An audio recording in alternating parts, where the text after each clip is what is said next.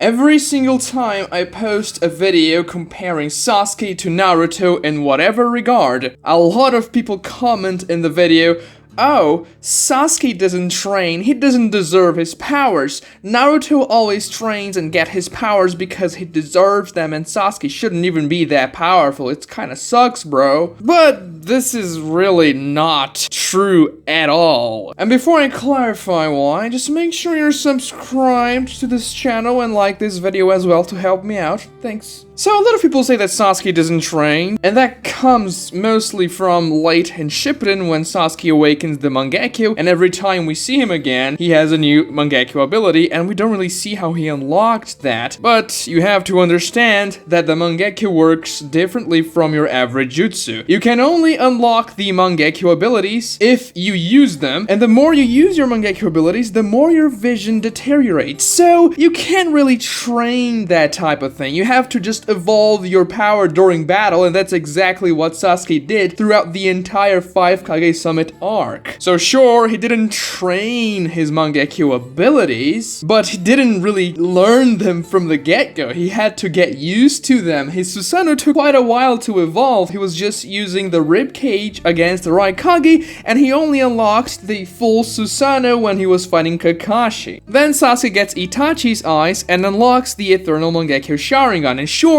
he technically didn't train for that, but I would argue that the mental anguish and the psychological damage he took from knowing Itachi's truth and all that is far worse and much more taxing than any training you could possibly ever go through. And also, just because he didn't train his Mangekyou abilities, that doesn't mean he didn't train other things. We see Sasuke training a lot during the series. In part 1, we see him training Climb the Trees. We see him training the Chidori with Kakashi. You can argue that he didn't really train to acquire his curse mark, which is true, but the same thing applies for the Nine Tails in Naruto Part 1, because Naruto didn't train. You could say he quote-unquote trained to acquire the QB chakra when Jiraiya tossed him down that enormous chasm, but was there really training? He just asked the Nine Tails. It wasn't really a grueling effort or anything, I would say. He was just like, "Hey, Nine Tails, give me chakra,"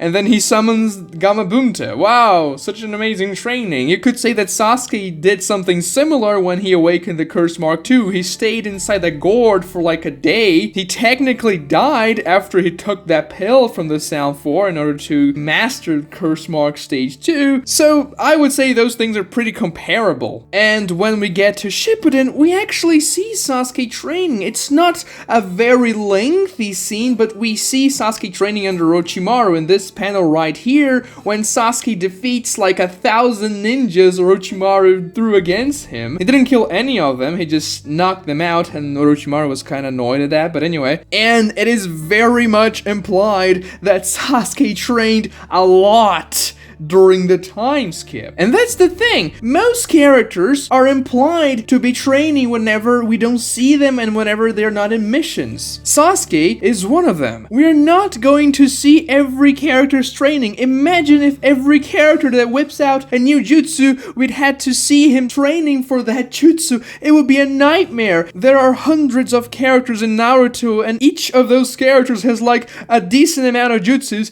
Imagine if we saw every single one of those characters training every single one of those jutsus. The series would be terrible, so it is assumed and implied that characters train throughout the series without us seeing it. Now, if you want to foreshadow a very impactful technique, it's good to show some training or at least some acknowledgement. For example, in the Sasuke retrieval arc, Shikamaru's new Shadow Possession strangling technique is foreshadowed when he says that his dad's gonna teach him a new jutsu. Another example we can give is in the very beginning of Shippuden when Kakashi says that he unlocked a new very powerful technique. But the thing is, we don't really see them training for those things, it's just foreshadowing. The training is implied, and the same thing is implied for Sasuke. There's no reason not to assume that Sasuke is training in his spare time when he is with Taka/Hebi. It's just that we don't see that. The only character we really see training from is Naruto, which is understandable because he is the main character, and the story is definitely gonna focus more on him. The second character we see the most training from is Sasuke, because he is the second most important character, although we don't see nearly as much training from him than we see from Naruto. We get 4 full arcs focused on Naruto's training. The Rasengan arc, the Rasenshuriken arc, the Sage Mode arc, and the Kurama arc. If we got training arcs for Sasuke, that would probably just absolutely tank the pacing of the series. Training arcs tend to be a little slow and they can get boring from time to time, so it's good not to have that many of those and just focus on the main character ideally. And if we're comparing Naruto to Sasuke in amount of training, whenever they go to the war arc, their biggest power-up, well, they acquire it the same way, without any training whatsoever. They're just handed. Sasuke gets the Rinnegan, and Naruto gets 6-path Sage Mode, and they don't really train for that. Hagoromo just arrives and says, oh, there you go